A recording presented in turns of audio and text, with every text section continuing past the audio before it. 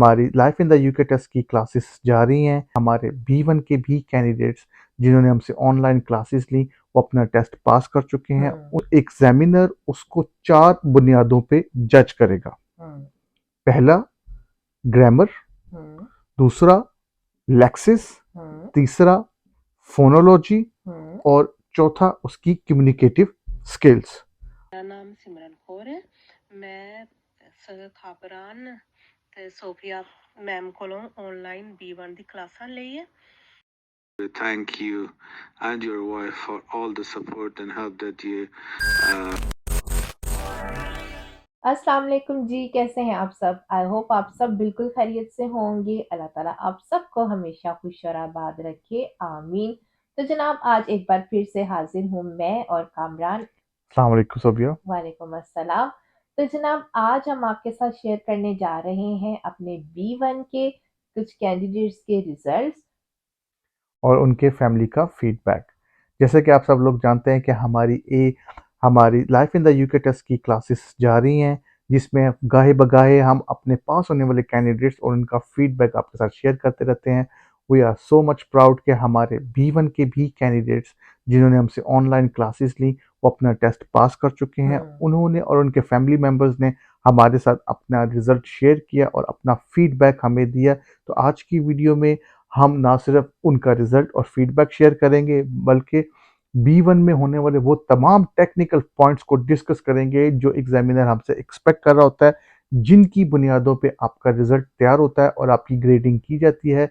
B1 का test जो है इसमें आपको A, B और C, D ग्रेड दिया जाता है। ये चारों ग्रेड किस तरह से दिए जाते हैं और किन बातों को ख्याल रखा जाता है और एग्जामिनर किन बातों को जज करके आपको ये ग्रेडिंग करते हैं। तो आइए आज की वीडियो शुरू करते हैं। जी तो जनाब आज की वीडियो बहुत इंफॉर्मेटिव है। जैसा कि मैंने पहले भी आपको बताया, आज एक बार फिर से हम बात करने वाले हैं B1 टेस्ट के बारे में। B1 टेस्ट पर मैं काफ़ी सारी वीडियोस पहले बना चुकी हूँ कि ये टेस्ट किन लोगों ने देना होता है, इसकी एक्सपायरी डेट कितनी होती है और ये टेस्ट किस तरह से लिया जाता है। इसके अलावा मैंने आपको बहुत सारे टॉपिक्स पर भी वीडियोस बनाकर दी हैं जिनको तैयार करके आप अपने टेस्ट की बहुत अच्छे से प्रेपरेशन कर सकते हैं। तो आज मैं और कामरान आपको इस टेस्ट के बारे में मज़ीद इन्फॉर्मेशन देंगे कि ये टेस्ट जब लिया जाता है तो हमारे एग्जामिनर हमसे क्या एक्सपेक्ट करते हैं और इसका रिजल्ट किस तरह से बनाया जाता है। जी Kamran. Thank you very much Sobia. जैसे कि आप सब लोग जानते हैं कि B1 टेस्ट बहुत ज़रूरी टेस्ट है। वो तब लिया जाता है जब आपने अपना इमिग्रेशन स्टेटस को अप्लाई करना होता है। तो बहुत सारी बातें जो कैंडिडेट्स होते हैं उनको एग्ज़ाम वाले दिन जाके पता चलती हैं कि एग्जामिनर की एक्सपेक्टेशंस क्या हैं, वो किन बेसिस पे आपको जज करते हैं। मोस्टली वीडियोस में मोस्टली चीज़ों में हम सिर्फ यही डिस्कस करते हैं कि मेन टॉपिक कौन सा आ रहा है, कन्वर्सेशन क्या होगी, लेकिन वो कन्वर्सेशन किन बुनियादों पे जज की जाती है, एग्जामिनर क्या एक्सपेक्ट करता है और वो क्या चीज़ें होती हैं जो हम स्किप कर जाते हैं जिसकी वजह से वो हमारे ग्रेड के ऊपर इफेक्ट करते हैं। इसकी ग्रेडिंग A, B, C और D पर दी जाती है और ये ग्रेडिंग किस तरह की जाती है आइए इसको डिस्कस करते हैं। जी अच्छा कामरान, जब B1 टेस्ट हम देने जाते हैं तो वो जो एग्जामिनर है वो कैंडिडेट को किस तरह से ऑब्जर्व कर रहा होता है और किस तरह इस टेस्ट की ग्रेडिंग करके वो रिजल्ट तैयार करता है। Thank you very much Sobia, बड़ा अच्छा सवाल पूछा। जैसे कि हम सभी लोग जानते हैं कि B1 के ऊपर बहुत सारे लोगों ने बहुत सारी वीडियोस बनाई हुई हैं जिसमें हम सिर्फ फोकस कर रहे होते हैं मेन टॉपिक के ऊपर। Mostly men topic my family होता है या आप अपने जॉब के ऊपर भी ये टॉपिक रख सकते हैं। बेसिकली ये कन्वर्सेशन का टॉपिक जो होता है ये आपने मेन टॉपिक रखा होता है जॉब के ऊपर, फैमिली के ऊपर, फ्रेंड्स के ऊपर, किसी भी टॉपिक के ऊपर। अब एग्जामिनर इसको किन बातों पे जज करता है, किन टेक्निकल पॉइंट्स को देख रहा होता है, असल चीज़ें वो होती हैं जिसकी बेसिस पे एग्जामिनर आपको ग्रेड करता है। ठीक है। आपको A ग्रेड देता है, B ग्रेड देता है, C ग्रेड देता है, D ग्रेड देता है या A और B ग्रेड देता है या B C ग्रेड देता है या C और D ग्रेड देता है। अच्छा। ठीक है, तो इनमें से इसके दो हिस्से होते हैं, एक मेन टॉपिक का और दूसरा कन्वर्सेशन पार्ट होता है। बिल्कुल ऐसा ही है। ठीक है, आइए मेन टॉपिक को डिस्कस करते हैं। जी। अच्छा, इस टेस्ट का जो मेन टॉपिक होता है वो बहुत सारे लोग चूज़ करते हैं माय फैमिली, क्योंकि ये इजी होता है और लोगों को इसके बारे में आंसर करना आसान लगता है। माय फैमिली तो मेन टॉपिक होता है और इसकी 5 ब्रांचेस होती हैं, जैसे कि माय फैमिली में my husband, my children, my family activities, my family favourite food और माय पेरेंट्स भी हो सकते हैं, माय होम टाउन भी हो सकता है। जी, thank you very much Sobia. जैसा कि सोबिया ने आपको बताया कि मेन टॉपिक के अंदर 5 से 6 चीज़ें डिस्कस की जाती हैं। जी। अब इनमें से एग्जामिनर कोई एक चीज़ पिक करता है, आपने पूरा ऐसे नहीं सुनाना होता। हुँ, फॉर एग्जाम्पल, एग्जामिनर को आपने ये 5 से 6 चीज़ें दे दी, एग्जामिनर ने उसमें से चूज़ किया माय होम टाउन। हुँ, तो अब वो आपको कहेगा please explain about your home town. हुँ, अब कैंडिडेट अपने होम टाउन के मुतालिक जिस वक़्त एक्सप्लेन कर रहा होगा, हुँ, तो एग्जामिनर उसको 4 बुनियादों पे जज करेगा। हुँ, पहला ग्रामर, हुँ, दूसरा लेक्सिस, हुँ, तीसरा फोनोलॉजी हुँ। और चौथा उसकी कम्युनिकेटिव स्किल्स। तो जनाब, B1 टेस्ट के 2 पार्ट्स होते हैं। पहले पार्ट में मेन टॉपिक जो अभी हमने डिस्कस किया और दूसरे पार्ट में टास्क कम्युनिकेशन जो हम अब डिस्कस करेंगे। जी, thank you very much Sobia. दूसरा हिस्सा भी पहले हिस्से की तरह एक कन्वर्सेशन टास्क होता है, हुँ, जिसमें एग्जामिनर आपको पहले टॉपिक के बाद ये कहता है कि अब अपना जो है पैटर्न थोड़ा चेंज करेंगे और हुँ, आपसे किसी भी फर्दर लाइफ के बारे में डिस्कस करेंगे, ठीक है। जिसमें वो पूछ सकता है कि आपके लाइक्स और डिसलाइक्स क्या हैं, हुँ, क्या चीज़ें हैं जो आप अपने आइंदा आने वाली ज़िंदगी में या रोज़मर्रा ज़िंदगी में इस्तेमाल करते हैं। हुँ, जैसे वो ट्रांसपोर्टेशन पे बात कर सकते हैं, ठीक है। म्यूज़िक पे बात कर सकते हैं, हुँ, एंटरटेनमेंट पे बात कर सकते हैं, हुँ, आपकी फेवरेट डेस्टिनेशन पे बात कर सकते हैं, हुँ, या कोई ऐसा पर्सनल एक्सपीरियंस जो लाइक रीसेंट फेस्टिवल। फेस्टिवल्स पे बात कर सकते हैं, या हुँ, कोई आपका लाइफ का पर्सनल रीसेंट एक्सपीरियंस जो आपने आपके लाइफ में गुजरा हो। ठीक है। फिर याद रखिए, इसमें भी यही 4 पॉइंट वो देखता है। हुँ, नंबर 1 ग्रामर, हुँ, फोनोलॉजी, हुँ, लेक्सिस हुँ, और आपकी कम्युनिकेटिव स्किल्स। ठीक है। आइए इन चारों पॉइंटों को अब फर्दर फर्दर डिस्कस करते हैं। ठीक। कम्युनिकेटिव स्किल्स क्या है? जी, thank you very much Sobia.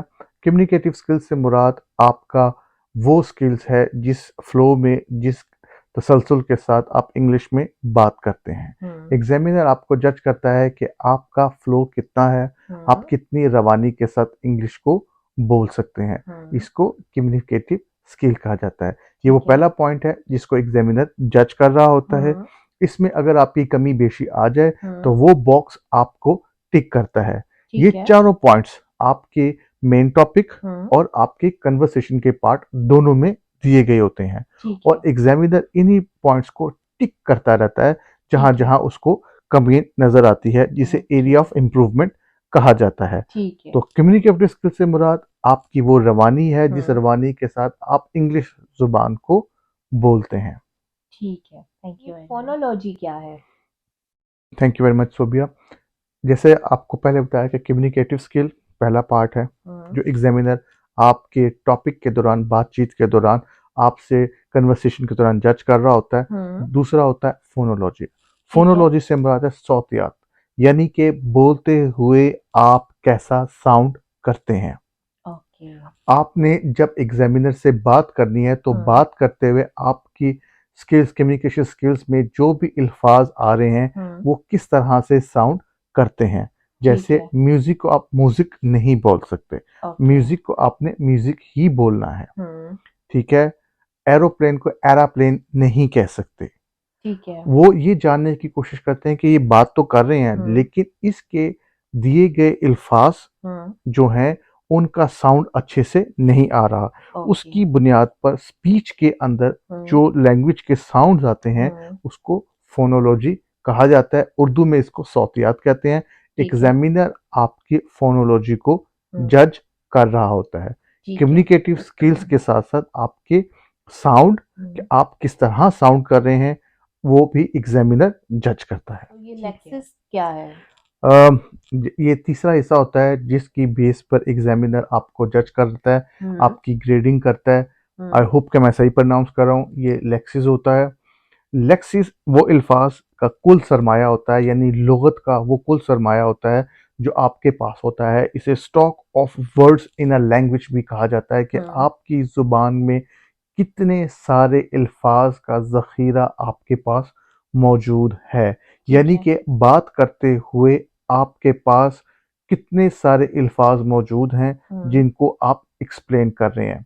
तो उन चीज़ों को वो देखता है कि एक टॉपिक के अंदर आपके पास कितने सारे वर्ड्स हैं जिनको आप यूज़ कर रहे हैं। इसको लेक्सिस कहा जाता है। तो जब दोनों टॉपिक आपके साथ डिस्कस किए जा रहे होते तो एग्जामिनर दोनों पॉइंट्स को जज कर रहा होता है। फॉर एग्जाम्पल, अगर आपकी कम्युनिकेटिव स्किल अच्छी है, आपकी फोनोलॉजी यानी कि आपकी सौतियत अच्छी है और आपके लेक्सिस पहले टॉपिक में बेहतरीन आए हैं, ठीक है, तो एग्जामिनर उन खानों को खाली छोड़ देगा।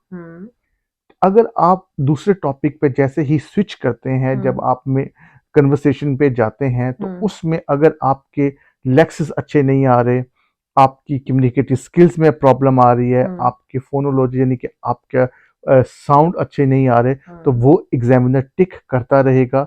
वहां पर आपको बी, सी या डी दिया जाएगा। ठीक है, अगर ऊपर ठीक है तो नीचे भी आपको वो खाने एम्प्टी ही रखने होंगे। तो लेक्सिस वो अल्फाज का कुल सरमाया होता है जो किसी भी कन्वर्सेशन के अंदर आप एग्जामिनर को देते हैं, जिसे लेक्सिस कहा जाता है। ये वो तीसरा पार्ट होता है जो एग्जामिनर जज कर रहा होता है। ठीक है। इसका फोर्थ और लास्ट पार्ट जो है वो ग्रामर है, तो ये इसमें क्या देखते हैं वो? जी, जैसे कि हम लोग जानते हैं कि ग्रामर क्या होता है। Grammar structure of a language होता है कि आप जुबान का किस सही तरीके से इस्तेमाल कर रहे होते हैं, आपके टेंसेस कैसे जा रहे होते हैं। तो ये वो चौथा हिस्सा होता है जिसे एग्जामिनर जज कर रहा होता है।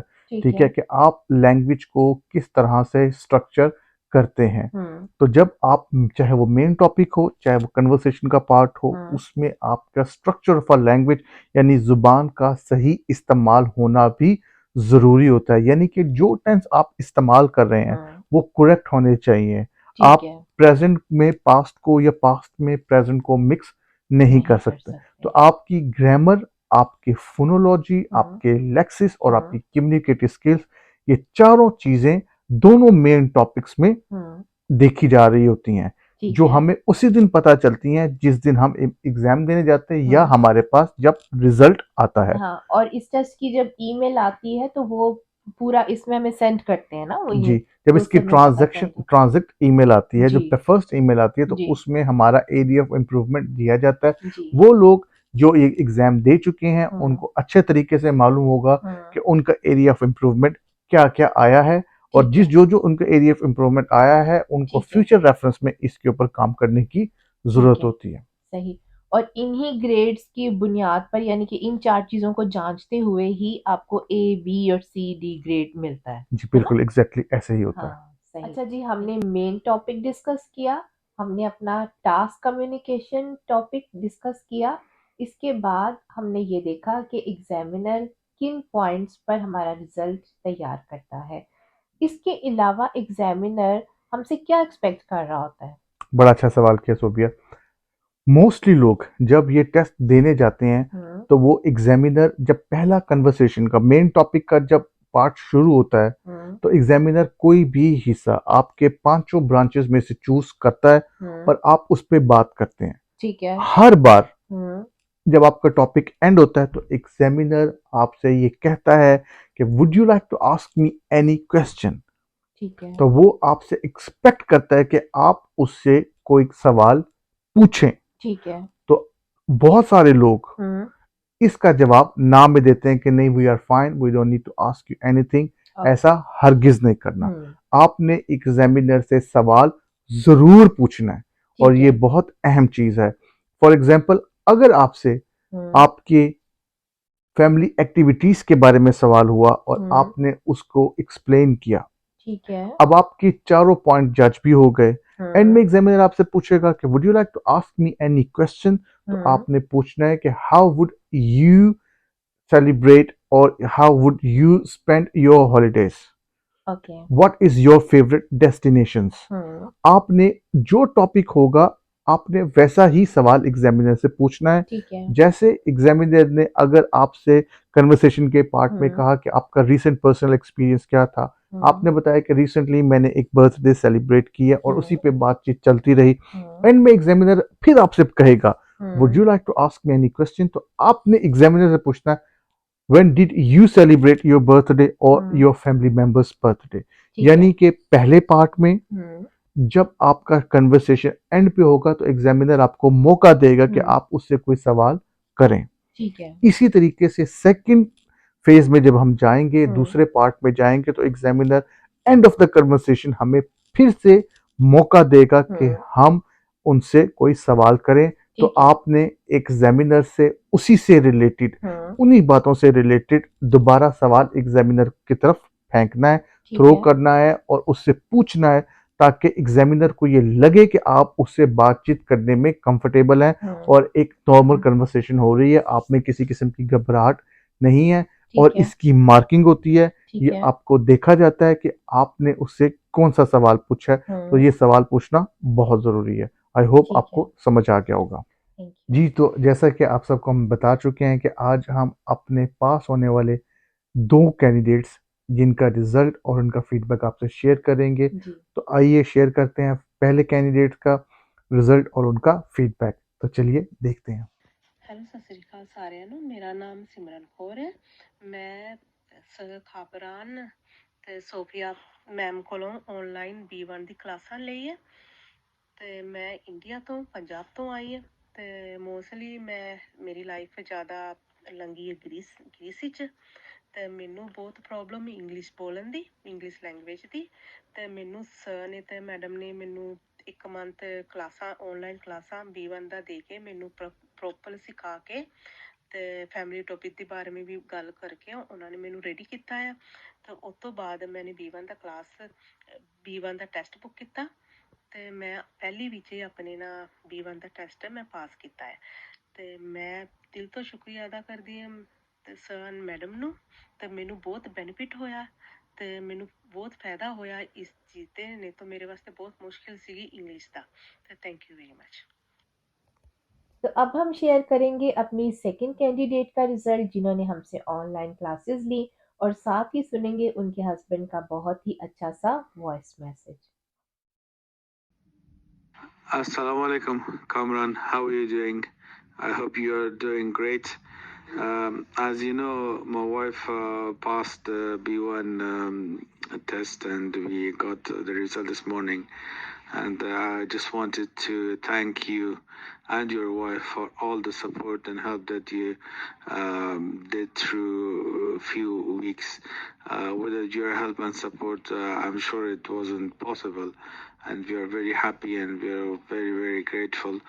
And I just wanted to thank you and wish you and your wife best of luck and hope that everything goes as planned with us and with you as well.